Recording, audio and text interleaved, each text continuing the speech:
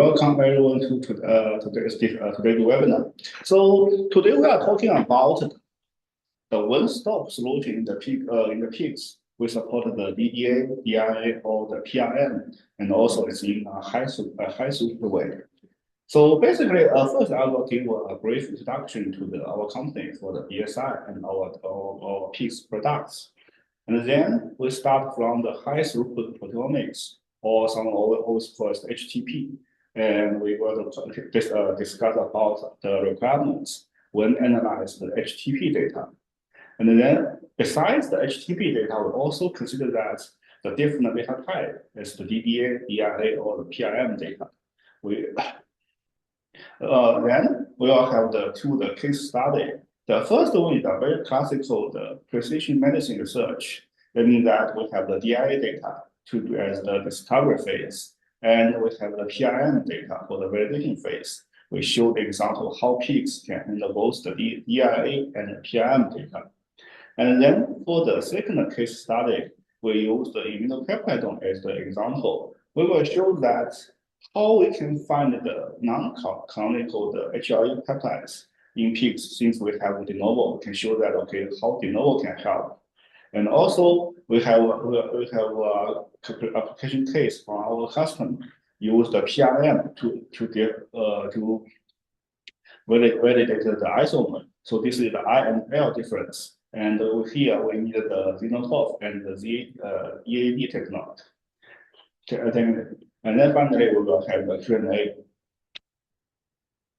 Okay, so first we start to introduce our company. So the BSI is founded in the 2001, and our first product of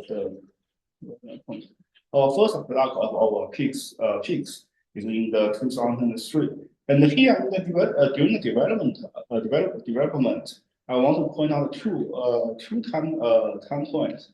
The first one in 2017, we introduced the de novo, and after that time, we use a lot of the deep learning techniques in our software, in our products.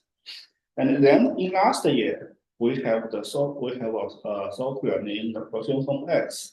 So this is the software in BSI are not only considered for the bottom-up proteomics, but also we consider the top-down and the intact mass in our products. And then now for our company, we are not only the software company, we also offer the CRO service. So for the software, we have a different platform. We have basically the PICS Studio, which we will introduce today. And we have an online version or the multi-user version of the PICS Studio. We call it PICS Online. It's mainly designed for the larger cohort study. And then we have two specialized software. One is for the antibody sequencing, called PICS-AB. The other one is for the glycoproteomics, and the glycan. We call it the PICS Glycan Finder. And correspondingly, we have also offered these four kinds of service. If you have antibody want to get the sequence, can send a sample to us. We have the DDA service to do the antibody sequence. It also includes not only the monoclonal antibody, but maybe also if you have the polyclonal or if the ADC, please feel free to connect with us. We can help you. And also for the immunopeptidome, we have a deep immune service. If you are more interested in glycopeptides or glycan, we also have the deep glycan service. If you are also interested in the protein identification or the PTM, we also still have what we call deep proteome service. And here today we will manage introduction for the PICS Studio, our latest build in the 13 and the 13.1 and the patch build. So here are several unique features in the PICS Studio. So in today, I will more focus on the first unique feature we call one-stop discovery and target proteomics. That means in one software, we support the DDA, DDA, PRM, or even the hybrid method. There are some hybrid methods we call the hybrid DDA. And then we just start from the high-throughput proteomics. So with the development of the instruments, especially in 2024, when the introduction of the Astro, OB Astro, we are now more and more close to in the high throughput area. So you can see here the paper from the Professor Kong. Here in the high throughput area, we are not only focused on just use the short gradient, something like okay, we only test every sample just less than 1 hour. But indeed, we are more focused on not only the throughput, but also the depth of the protein. We hope that we can find more protein in just 1 hour. So that means we are more and more interested in this area to find more protein in less time. But still also there are another requirements. Since the data acquisition is in the high throughput way, in fact, we are also required that the data processing should also be in a high throughput way. That means I don't want to wait something like, okay, if I acquisition one data just for 5 minutes, I don't want to wait for 20 minutes to analyze data and get the result. So this is encounter the high throughput, we call the high throughput. Imagine that now for 1 day, even we can generate even the 100 sample, 500 sample, or even the 1,000 sample. And there is another case that for a lot of the platforms, they are not only have the one instrument from one vendor. Something like okay, we may need to process the data from the thermal instrument, so also from the glucose instrument, and also maybe from the SAX instrument. That means we need to handle the instrument from different vendor. And also, even for the same vendor, sometimes we have several different methods taken of if we use the DDA, for example. If now we have the instrument of the Xenotoph, you will have the ZT skeleton or the Xenosource DDA. There are two kinds of DDA. So that means in this area, the platform or the software should consider both the performance, use less time, find more number, and also should be the vendor nature. We can support most of the vendors. Then we just list our requests into 4 attributes: the sensitivity, speed, reproducibility, and the accuracy. So in fact, in most of the case, we always use these 4 attributes to evaluate if the platform or if our software or the data processing, the pipeline can reach all these four goals. But since now it's the high throughput time, we hope that could we use just 1 attribute to quickly evaluate the result, just like here. So in most of our real application, we want to do the proteomics research, and we want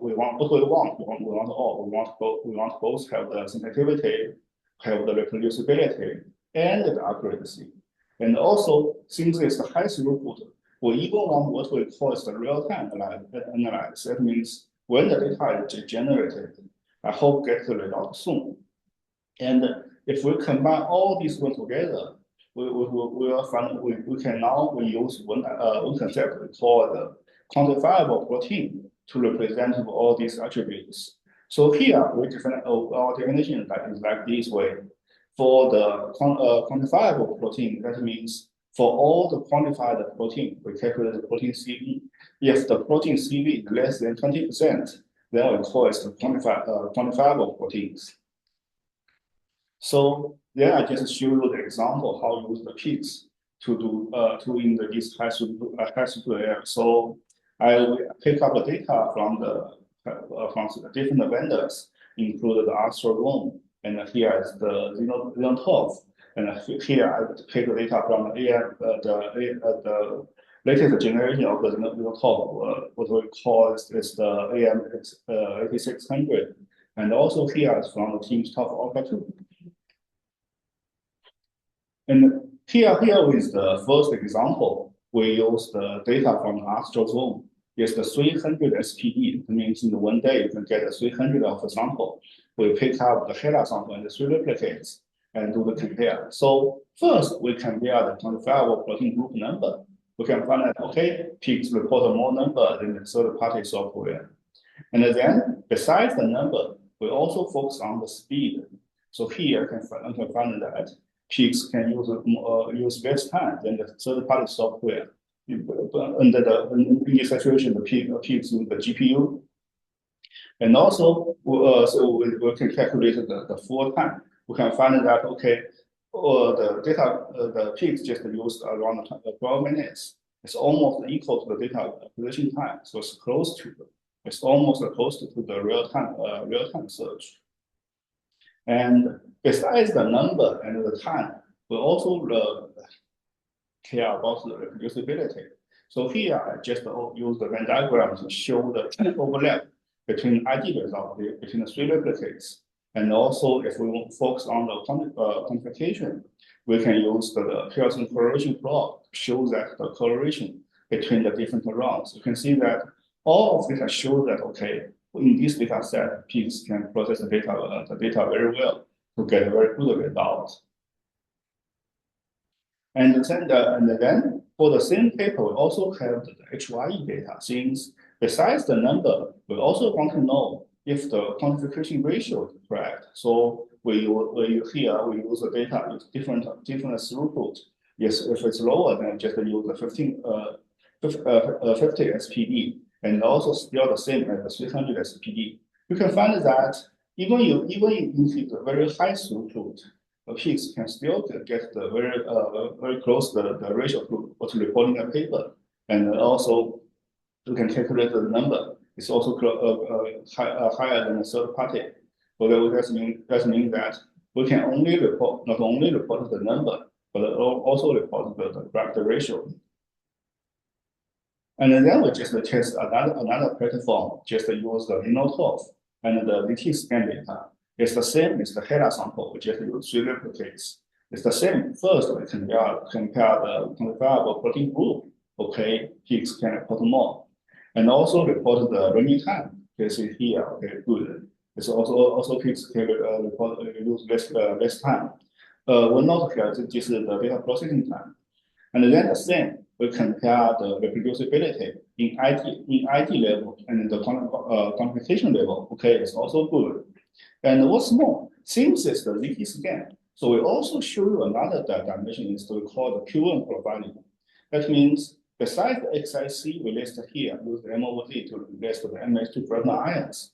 For each fragment ions, we also list their profiling QM dimension, just like the concept of the ZT scan. If all these fragment ions, they can also align in the QM dimension. That means okay, this is the correct match. So this shows that okay, pigs can give you also the additional information in the ZT scan.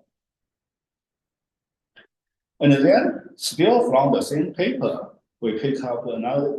We use in another paper. We pick up the AM 8600 data with the 15 minutes effective gradient. And also here we do more comparison. First, we compare the ZT scan to the xeno scores. That means, okay, first, the pigs can handle both the classical xeno scores and the ZT scan. And the other way we want to compare that. What's the difference between the ZT scan and xeno scores? We found that okay, the ZT scan to report the more peptide number. And what's the more important thing is that besides the number, we also compare the quality of the PSM. We use the peptide score as the attribute to describe the quality of the PSM. You can find that in most of the case, the ZT scan can report higher score than the xeno scores. That means okay, for the same identification, the ZT scan can report more confident results.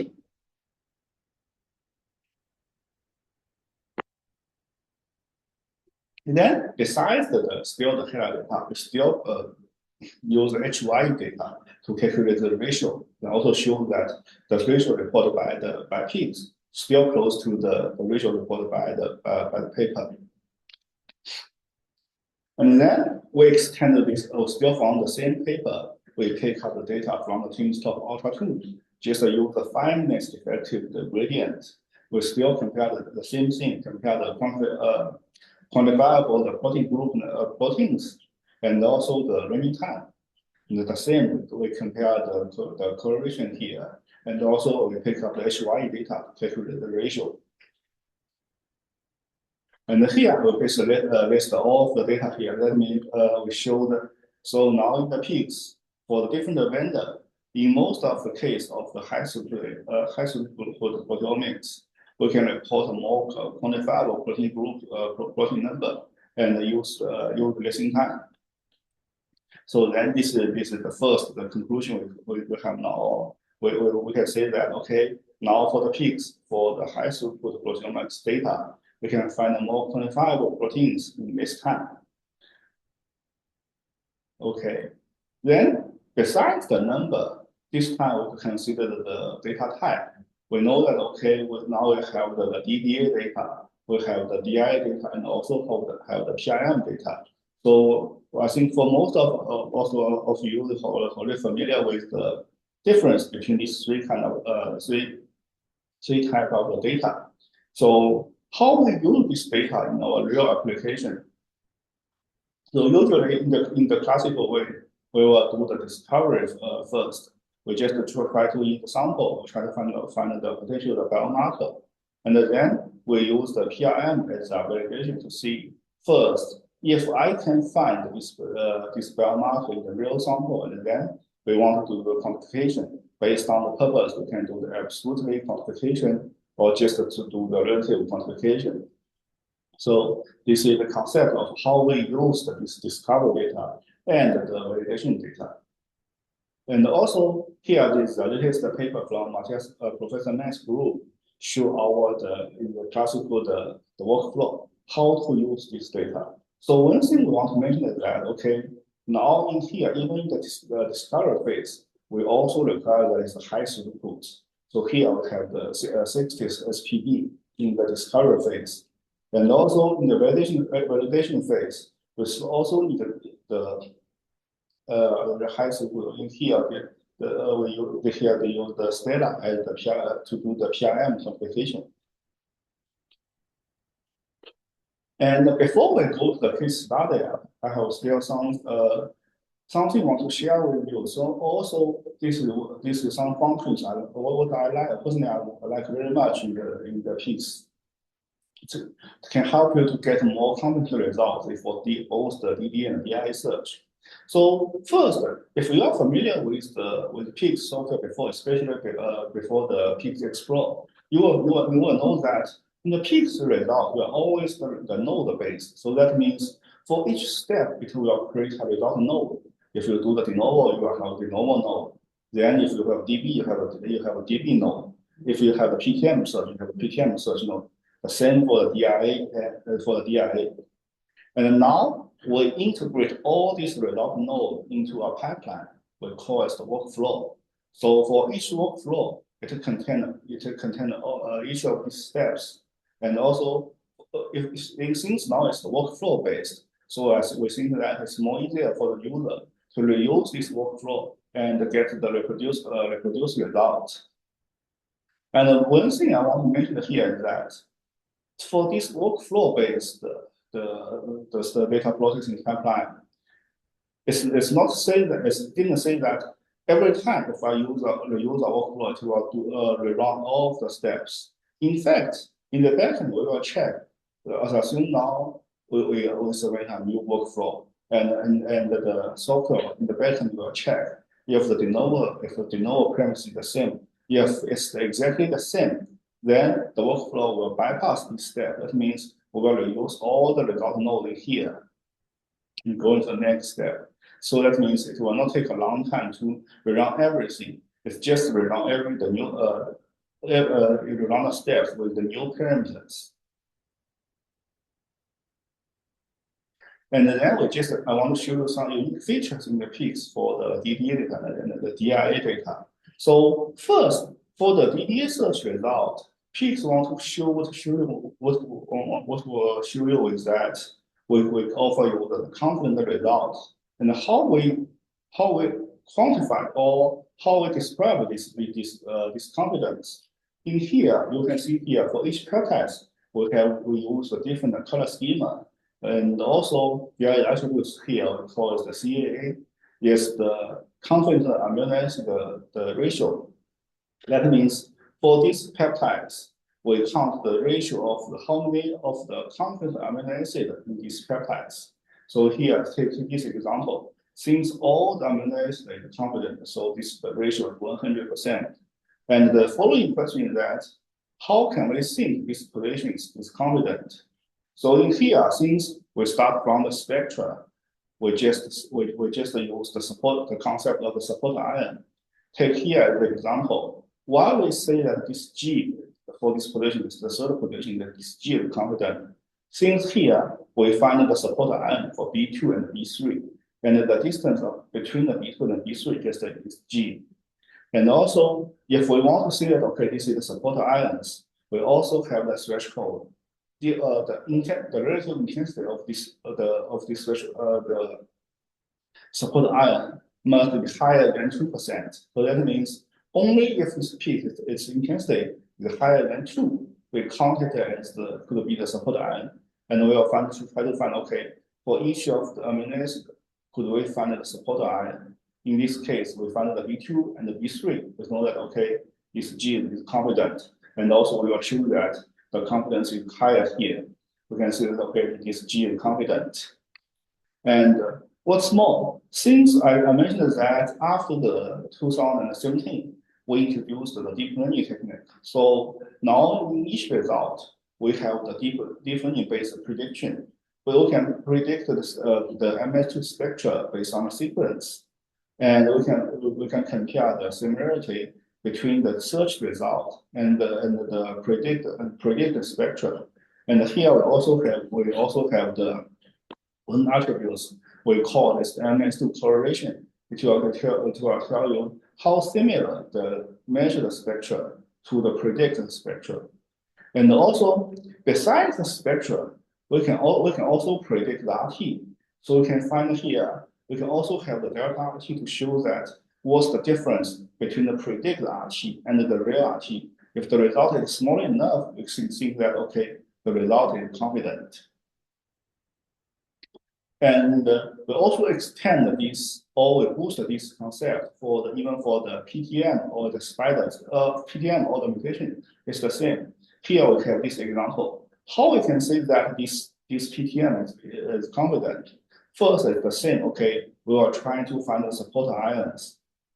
Here we find the Y8 and the Y9 to support okay this methionine oxidation.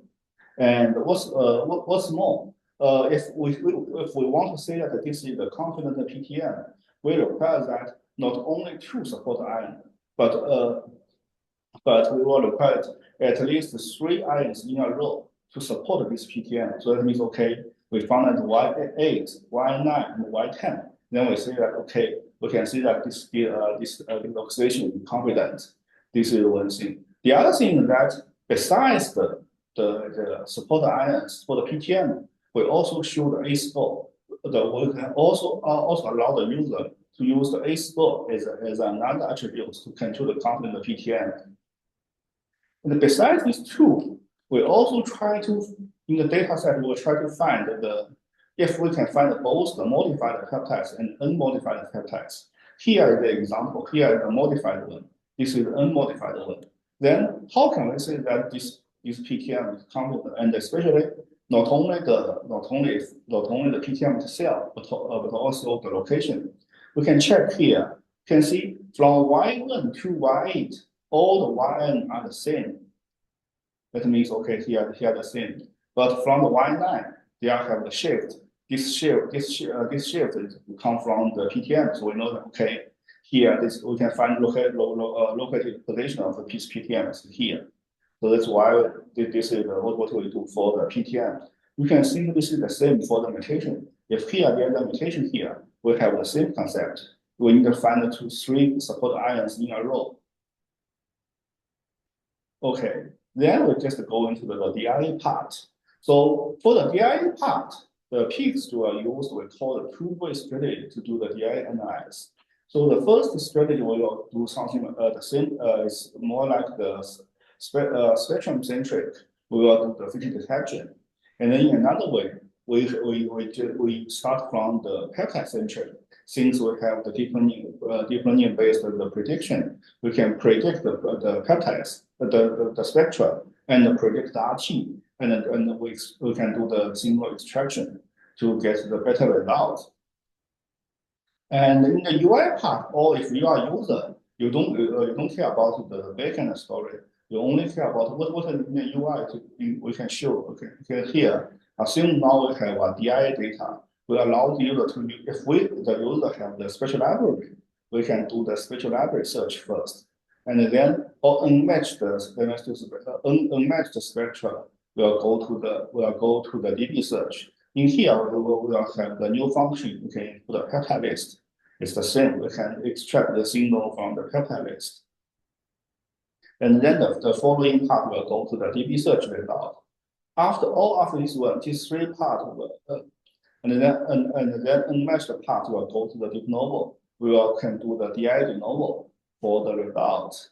And all these parts just go to the second round of search for the FDR control to get the result. And finally, we will report the result. And we will tell you we have a column called found by. Then we will tell you, okay, for this match, it's come from the DB, it's come from database, the DB search, or it's come from the spatial library. And also, if we find instrumentation, we will tell that, okay, this is homolog peptides, or it's from the de novo. Then we tell you, okay, it's the de novo peptides. So this is our basic strategy for the DI processing. And compare with the DD data, for the DI data, we want to show the transparency of our DI analysis. So here is the example for the DI search result.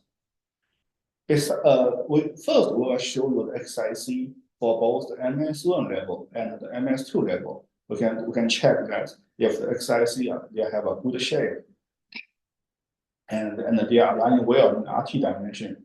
And also, we have this view here, we call it the 3D view. We will give you more information to check all the data in RT dimension here. And also, you can think that here, each peak represents one data point across the peak. So that means, okay, across this shape, how many data points I collect for this identification. So if they are aligning well in RT dimension, then it should be a good match. And also the same here, we can swap between the mirror plot to see the differently predict MS2 spectra, and also the PSM map. And also here, we can check the scan one by one to see if by default we show the apex scan here. Can check if in this way will be good or not, and then the previous scan or the following scan is good or not. So here I will show you a video to show how we use these tools. You can see that, okay, first I can go to this 3D viewer to just zoom in and zoom out to adjust to see, okay, to observe these peaks to see if it's good or not. Also, I can adjust this dimension to adjust for the M over Z.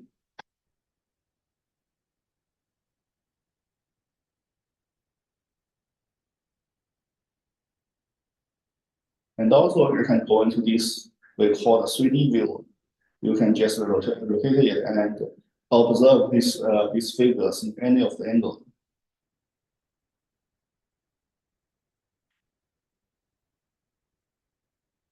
The same for the MS1. You can do the MS1 here, do the same thing.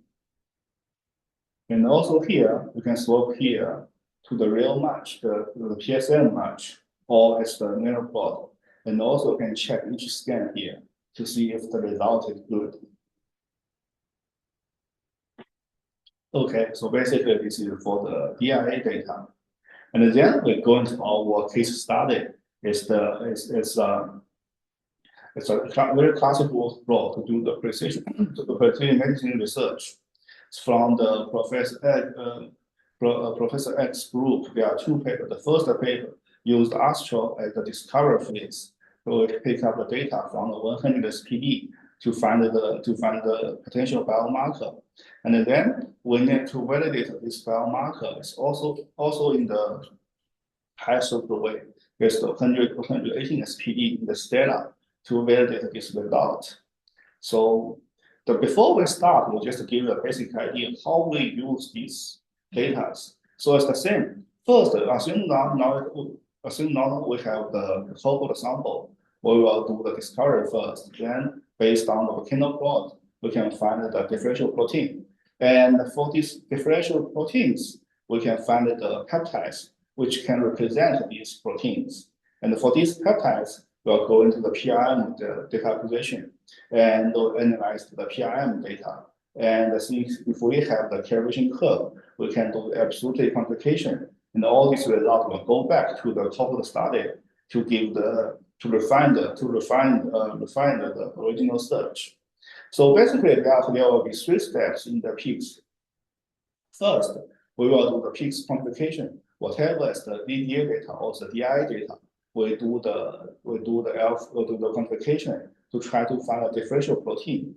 And here, as the intermediate way, we have a tools here called the transition list generate.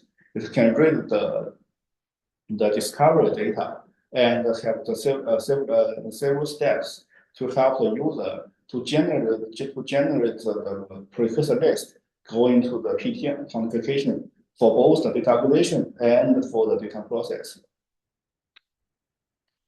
And here is the example in the discovery phase. So first we will load the data, and the other one function here I like it very much. So since imagine that if you have 1,000 sample, you don't want to name them one by one.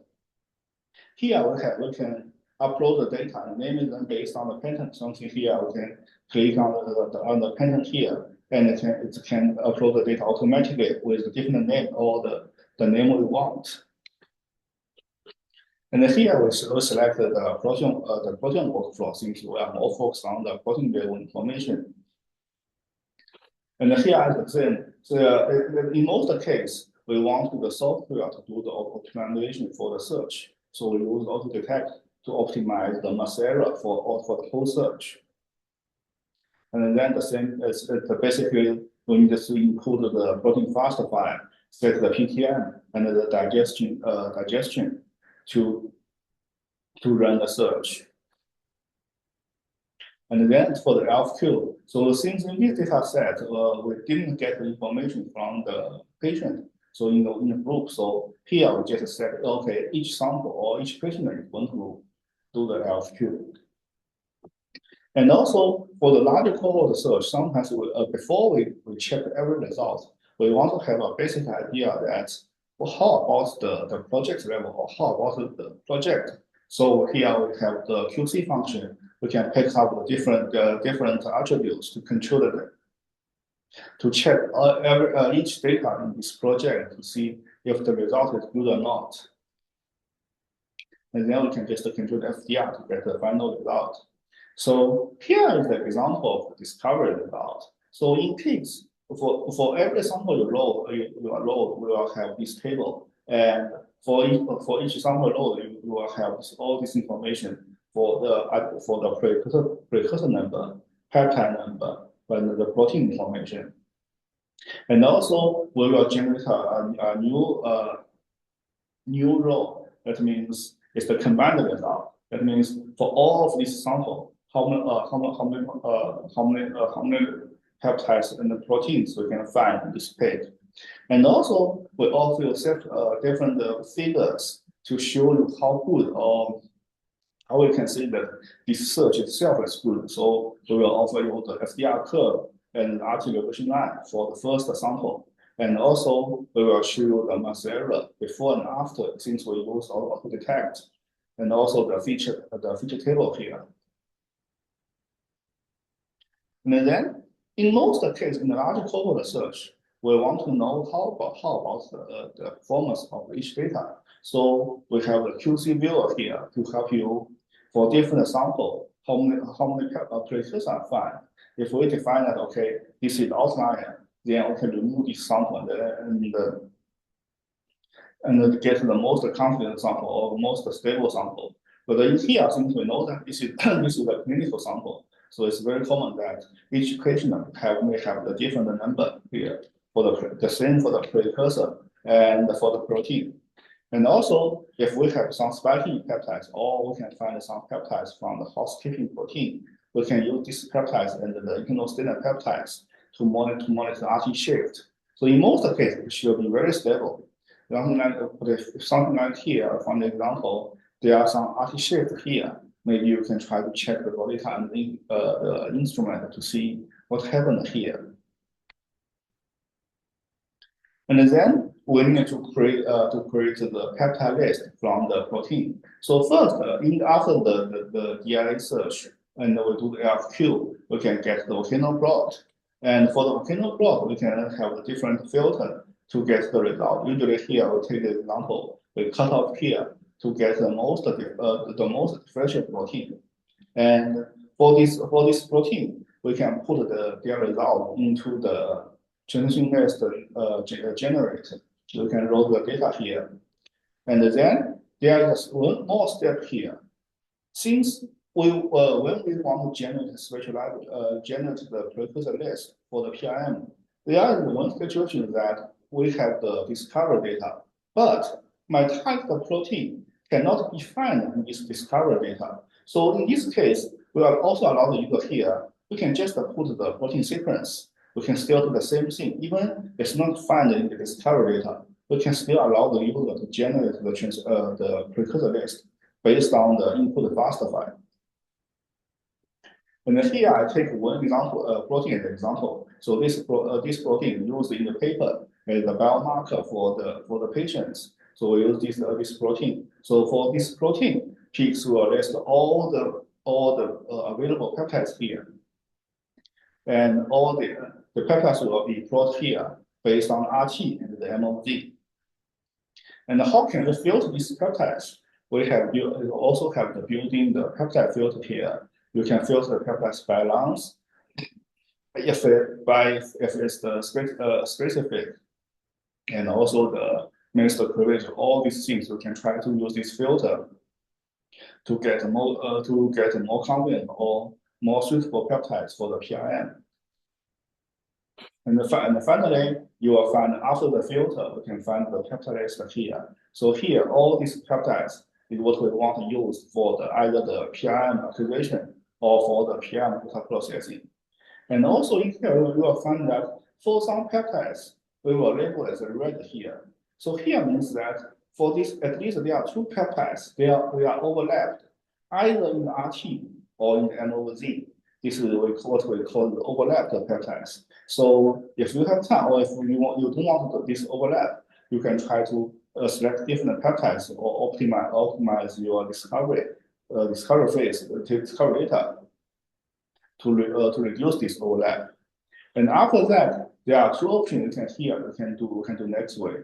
If you want to do the PRM activation on the HR activation on the top, we have the option that you can export the sex OS commit for this, use this table to do the HR. And also, if we just want to do for the other vendor or just want to do the PRM activation, we have this option that just export as the TXT file. And we can use this TXT file in the following step. And then here this is the screenshot from our PRM workflow. So we call our PRM workflow is a template-based workflow. Since in most cases, you just need to get one of this we call the mass list, just like we showed before. It can export from the DDA search result or DDA search result. And here we can show here after export we can have these transmission islands. We can get the peptides based on their MOZ, charge, and RT, and they will have the RT window to do the extraction. The PRM workflow will do the PRM extraction based on this information.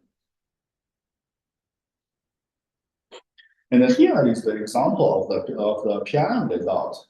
And besides the course template-based PRM, we also offer you more options to let user to manually check or refine the results. Here we have a button here called the PRM edit. If you click this button here, you will see the more details information for each of the for each of the peptides in each sample.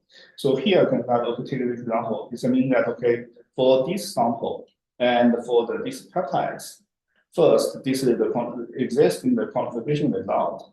In This is for the real sample. This is from the calibration curve. And here, we allow the user to select different friend ions. If you don't like what the software or this select, you can just easily check and check here. Just a reminder, just need to keep the same number. So in this example, I use the top 6. I will pick up the maximum number of 6 friend ions for the quantification. So here you can just check check 6 ions here. And here we also allow the user to adjust the RT window here. Especially this is very important for the larger cohort study, especially sometimes we find that there are some RT shifts between the different sample. So here we give the option for each of the sample, you can adjust the RT window. And here the example will show you how we use these functions. So first, okay, here I pick up any of the sample. And then I just pick up different friend ion to compare. What's the difference between the different friend ion will give me different results. And also, if I'm also can adjust RT here to see if there are another peak in the RT range. And also we can adjust RT here. And then we can click here to preview the result. You can see here all the numbers are upgraded based on your setting. If you are satisfied with that, you can just click on the commit here, and all the results will be upgraded. Okay, this is for the PRM part. Then we know that how we connect with the DDA and the PRM. And also we want to know that if there is a way to combine DDA and PRM. In fact, there is a method called hybrid DDA from the Professor Ozen's group. Now in the PICS, we also support this kind of data. So basically, in the raw data, you can find two kind of scan. So first, we list the blue bar here, or the blue box here, is the normal the DDA window. So that means in most cases, the software generated the DDA scan. And here you can find a lot of this the pink box here. So this represents the PRM peptides or the target peptides. So that means in this time region and this MOZ, the software, the instrument will calculate the PRM scan, not the DDA scan. That means in one data, we can have both the DDA scan and the DDA scan, the PRM scan. So why we want to do this way? So that means if the DDA means it in the PRM scan, since it's the PRM, so we can get a very good linear tape for each of these target proteins or targeted peptides. So this is the benefit from the PRM.